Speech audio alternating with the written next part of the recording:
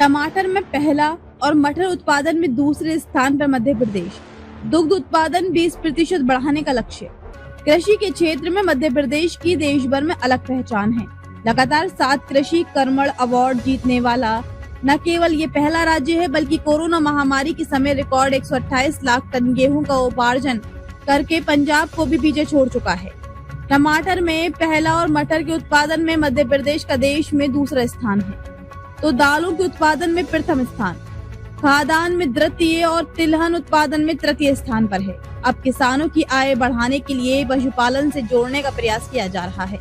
उद्यानिकी की फसलों में देखें तो मध्य प्रदेश टमाटर और मटर उत्पादन में लगातार प्रगति कर रहा है। टमाटर के बीज पर 50% सब्सिडी दी जा रही है।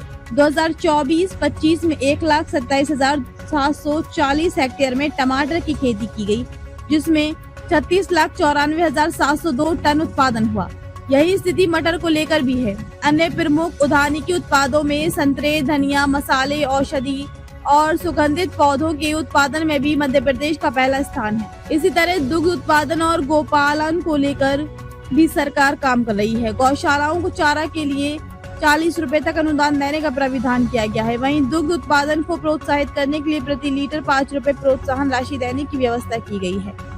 दुग्ध उत्पादन 20% बढ़ाने का लक्ष्य है। इसके लिए नस्ल सुधार का कार्यक्रम छेड़ा गया है। वहीं पशुओं की टैगिंग भी की जा रही है। सहकारी समितियों का क्षेत्र विस्तार किया जा रहा है, तो संयंत्रों को आधुनिक बनाने की पहल भी की गई है। बासमती को जीआई टैग दिलाने का प्रयास। इधर बासमती धान को बासमती की पहचान दिलाने के लिए जीआई टैग दिलाने की प्रयास लंबे समय से किए जा रहे हैं। इसको लेकर कानूनी लड़ाई चल रही है। जीआई टैग नहीं मिलने के कारण व्यापारी प्रदेश से बासमती सामान्य धान की तरह लेकर जाते हैं, तो बासमती के नाम से बेचते हैं। इसके कारण किसानों को जो लाभ मिलना चाहिए वह नहीं मिलता है।